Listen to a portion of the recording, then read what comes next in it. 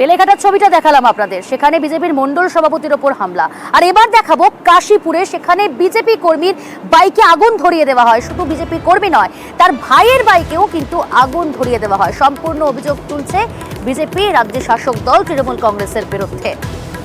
কাশীপুরে BJP কর্মীর বাইকে আগুন, যদি এই অভিযোগ অস্বীকার করেছে তৃণমূল কংগ্রেস। বিজেপি কর্মী তাপস রায়ের বুথ এজেন্ট, বিজেপি প্রার্থী হয়েছেন তাপস রায়, তারই বুথ এজেন্ট এই কর্মী, তার বাইকে আগুন ধরিয়ে দেওয়া হয়। তৃণমূলের হারমাত বাহিনীরা পুড়িয়েছে, পাশে রয়েছে তৃণমূলের লোকের বাইক হচ্ছে, তাদের কাউর জ্বলায়নি, আমার ভাই আর আমারটাই জ্বালিয়েছে। আমি হচ্ছে তাপস রায়ের বুথ এজেন্ট, তার জন্যই আমারটা এই করেছে। আগে একটা বাইক আছে, পেছনে একটা বাইক আছে, কোনো কিছু হয়নি। আমার হাজবেন্ড বিজেপি করে বলে এটাই জ্বলেছে, আর ওর ভাই কোনো পার্টি করে না, তাও ওরটা জ্বালিয়ে গেছে, যেহেতু ওর ভাই। তাই যদিও এই অভিযোগ সম্পূর্ণভাবে অস্বীকার করেছে রাজ্যের শাসক দল তৃণমূল কংগ্রেস। একটা দুর্ঘটনা, এখানে তৃণমূলের সঙ্গে কোনো এর যোগাযোগ নেই। তার কারণ আমাদের ওয়ার্ড খুব ঠান্ডা ওয়ার্ড, পিসফুল ওয়ার্ড। আমরা বহু ভোটে সুদীপদাকে লিড দেবো। এইসব অসভ্যতা আমি কেন করতে যাবে তৃণমূল? সেটা ওনাদের অভিযোগ থাকতে পারে, পুলিশের কাজ করবে, প্রশাসনের মতন এগোবে নিশ্চয়ই, তার যা প্রসিডিওর আছে সেই অনুযায়ী কাজ করবে। আমার কাল রাত্রি 3টের সময় ভদ্রমহিলা, মানে যার বাইক পুড়েছে তার ওয়াইফের সঙ্গে রাত্রি 3টের সময় কথা হয়েছে। ইনফ্যাক্ট উনি আমায় জানিয়েছে। পরিবারের পাশেও আমি আছি সব সময়ের জন্য। এবার হারোয়ার দিকে নজর রাখবো। হারোয়াতে তৃণমূল এবং আইএসএফ এর মধ্যে সংঘর্ষ, বোমাবাজির ঘটনা। এই ঘটনায় দুপক্ষেরই কিন্তু বেশ কয়েকজন কর্মী আহত হয়েছেন এবং স্বভাবতই রীতিমতো চাঞ্চল্য ছড়িয়েছে সেই জায়গায়। হারোয়ায় তৃণমূল আইএসএফ এর সংঘর্ষের জেরে একেবারে উত্তপ্ত পরিস্থিতি। এই ঘটনায় দুপক্ষের দুই দলের কর্মীরা কিন্তু বেশ কয়েকজন আহত হয়েছেন।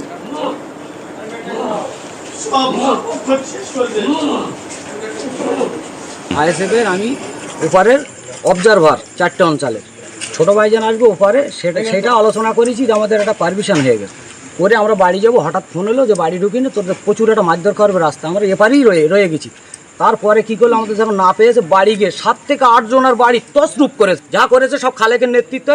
খালেক হচ্ছে টিএমসির কর্মদক্ষ, এখন যুব সভাপতি। বাড়ি ভাঙচুর, বৌজিগা উপরে অত্যাচার, মানে 7-8 জন আর আমার কর্মীর বাড়ি, প্রত্যেকের বাড়ি ভাঙচুর করেছে। বলো তৃণমূলের বিরুদ্ধে যে অভিযোগ আনা হয়েছে, অভিযোগ সম্পূর্ণ মিথ্যে। আইএসএফ এবং বিজেপি এটা এদের নিজেদের হিসাবের ব্যাপার, নিজেদের দ্বন্দ্বের ব্যাপার, তাই নিয়ে দুষ্কৃতী আক্রমণ করছে।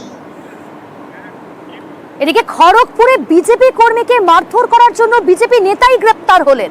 খড়গপুরের ঘটনা, বিজেপি কর্মীকে শ্রী রাওয়ালের দলবল মারধর করে এবং যার জেরে গ্রেপ্তার হলেন বিজেপি নেতা। 22 এপ্রিল শ্রী রাওয়ালের দলবল মারধর করে বিজেপি কর্মীকে। অভিযোগের ভিত্তিতে গ্রেপ্তার বিজেপির মণ্ডল সভাপতি। রাতে বিজেপি নেতার পরিবারকে হেনস্থার অভিযোগ।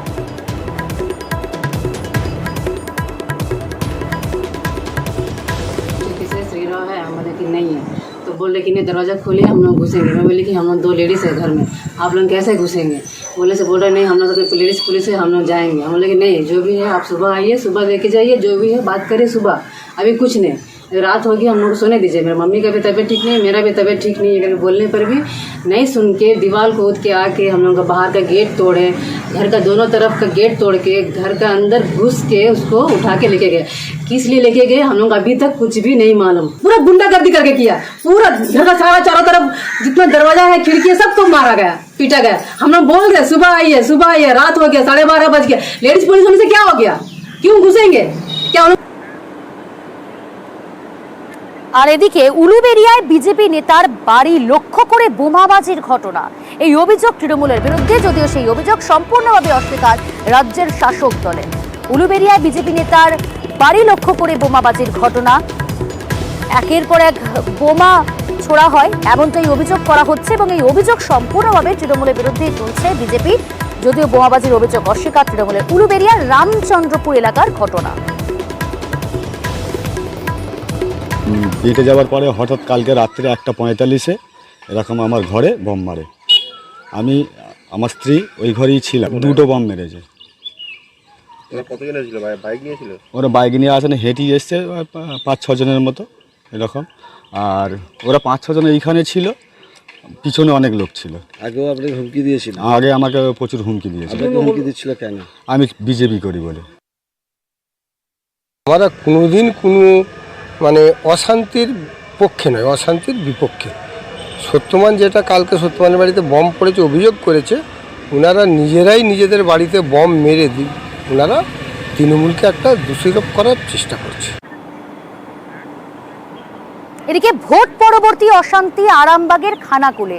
আরামবাগে পঞ্চম দফা নির্বাচন, সেখানে সেই নির্বাচনের দিনই আরামবাগ কেন্দ্রে ভোট ছিল, সম্পন্ন হয়েছে এবং তারপরে এই অশান্তির খবর। তৃণমূল কর্মীকে ধারালো অস্ত্রের কোপ, বেধড়ক মারধর করা হয়। আরামবাগের খানাকুলের ঘটনা, তৃণমূল কর্মীকে মারধর করা হয়। তৃণমূল কর্মীর নাম গৌতম মেতে। তৃণমূলের গোষ্ঠীদ্বন্দ্বে হামলা বলে দাবি করছে বিজেপি। এদিকে সম্পূর্ণ এই ঘটনায় বিজেপির দিকেই কিন্তু অভিযোগের আঙুল তুলছে রাজ্যের শাসক দল তৃণমূল কংগ্রেস।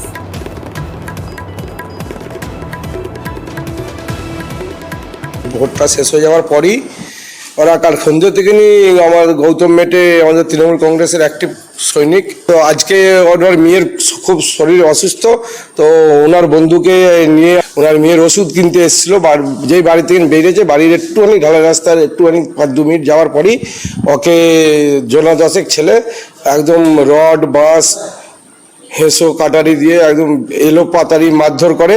ওনাকে তো এখন ওটিতে ঢুকাচ্ছে, এখন অবস্থা খুবই সিরিয়াস অবস্থা। উনি তারা সব বিজেপির একটা মুস্তান। সিপিএম আগে সিপিএম এর হারমাদ ছিল, এখন সব বিজেপির হারমাদ হয়েছে।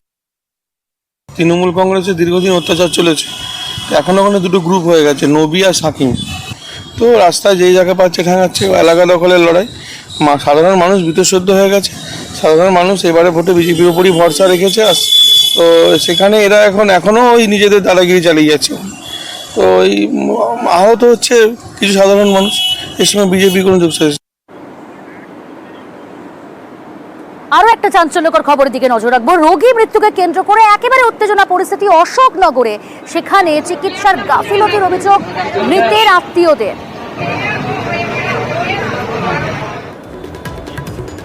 আমাদের সঙ্গে রয়েছে প্রতিনিধি জিয়াউল। জিয়াউল, ঠিক কি অভিযোগ সামনে আনছেন মৃতের আত্মীয়, মৃতের পরিবার?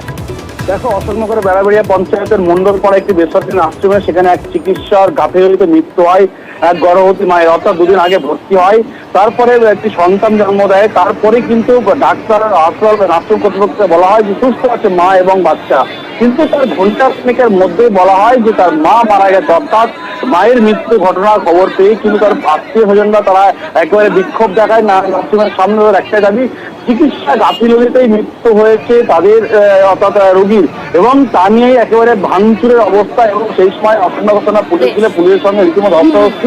তবে এই মুহূর্তে এখনো অর্থাৎ চিকিৎসার গাফিলতি তুলেই এই মৃত্যুর অভিযোগ সামনে আনছেন মৃতের আত্মীয়। ধন্যবাদ। নিউজ 18 বাংলার খবরের জের, যার জেরে বালি পাচার হতো, সেই বালি পাচার রুখে দেওয়া হলো। প্রশাসন তড়িঘড়ি ব্যবস্থা নিয়েছে। এই খবর নিউজ 18 বাংলায় সম্প্রচারিত হয় এবং তারপরই প্রশাসনের তরফ থেকে ব্যবস্থা নেওয়া হয়।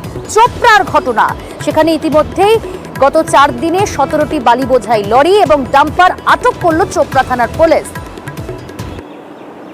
অবৈধভাবে বালি পাচারের বিরুদ্ধে অভিযানে নেমে প্রায় 17টি বালি বোঝাই লরি ডাম্পার আটক করে চোপড়া থানার পুলিশ।